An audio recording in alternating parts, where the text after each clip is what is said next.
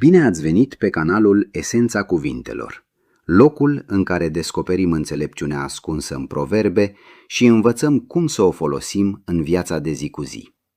Proverbul de astăzi spune așa: învățătura este cel mai bun bagaj pentru bătrânețe.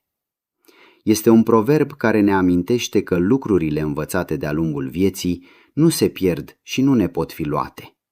Averea poate dispărea, obiectele se pot strica, iar puterea fizică poate scădea odată cu trecerea anilor.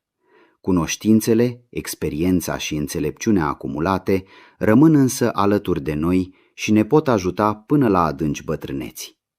Când auzim cuvântul bagaj, ne gândim de obicei la lucrurile pe care le luăm cu noi într-o călătorie.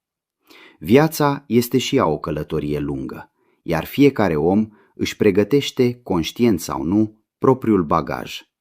În el se adună lecțiile primite în familie, cunoștințele dobândite la școală, lucrurile învățate la locul de muncă, cărțile citite, greșelile făcute și experiențele trăite.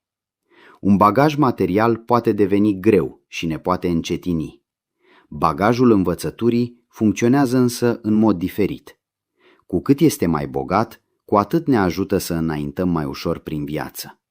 Ne oferă răspunsuri, ne ajută să luăm decizii mai bune și ne ferește de repetarea unor greșeli. Proverbul nu vorbește doar despre diplome sau despre anii petrecuți la școală. Învățătura adevărată se găsește pretutindeni. Putem învăța dintr-o carte, dintr-o discuție sinceră, dintr-un eșec, din munca noastră sau din experiența unui om mai în vârstă.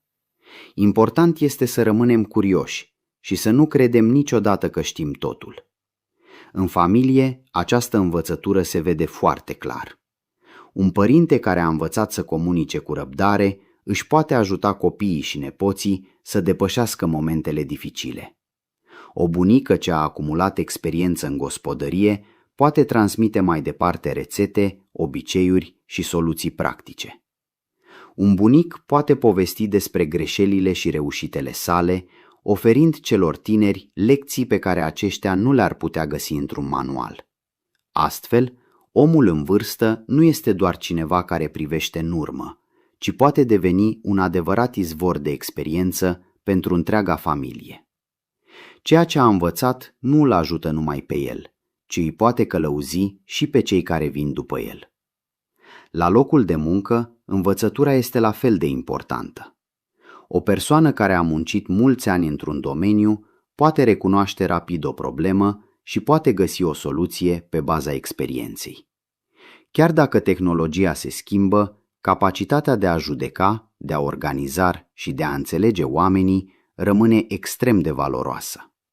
De aceea este bine să învățăm permanent și să ne adaptăm. Cine refuză orice lucru nou riscă să rămână în urmă. În schimb, omul care continuă să învețe, indiferent de vârstă, își păstrează mintea activă, curiozitatea vie și încrederea în propriile puteri.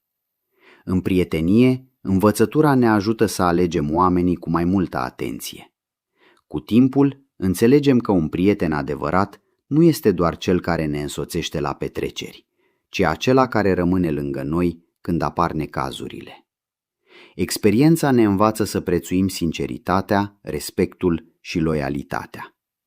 Tot ea ne arată când trebuie să iertăm, când trebuie să oferim o nouă șansă și când este mai sănătos să ne îndepărtăm.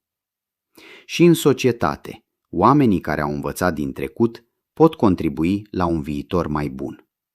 O comunitate care își respecte experiența și își ascultă bătrânii evită multe greșeli. În același timp, și cei în vârstă au nevoie să asculte ideile generațiilor tinere. Înțelepciunea trecutului și curajul noului se pot completa reciproc. Să ne imaginăm doi oameni care ajung la bătrânețe. Unul și-a petrecut viața fără să fie interesat să învețe ceva nou, evitând orice schimbare. Celălalt a citit, a ascultat, a întrebat, a muncit și a învățat inclusiv din propriile greșeli. Poate că amândoi au aceeași vârstă, dar privesc lumea în mod diferit. Al doilea om are un bagaj interior bogat, care îl ajută să înțeleagă viața, să se adapteze și să le ofere celorlalți sfaturi folositoare. Învățătura nu are termen de expirare. Nu suntem niciodată prea tineri pentru a începe să învățăm și nici prea bătrâni pentru a descoperi ceva nou. Fiecare zi ne poate oferi o lecție, dacă avem răbdarea să o observăm. Așadar, învățătura este cel mai bun bagaj pentru bătrânețe, ne transmite un adevăr simplu și profund. Cea mai sigură investiție este cea făcută în propria minte și în propriul caracter. Tot ceea ce învățăm astăzi poate deveni sprijinul nostru de mâine. Să ne întrebăm la final: ce am învățat astăzi și ce lucru valoros putem transmite mai departe? Dacă acest proverb v-a oferit un moment de reflecție, vă invităm să vă abonați la canalul Esența Cuvintelor, să apreciați acest material și să îl distribuiți celor dragi. Până data viitoare, adunați în fiecare zi învățătură în bagajul vieții, pentru că acesta este singurul bagaj care devine mai valoros cu trecerea timpului.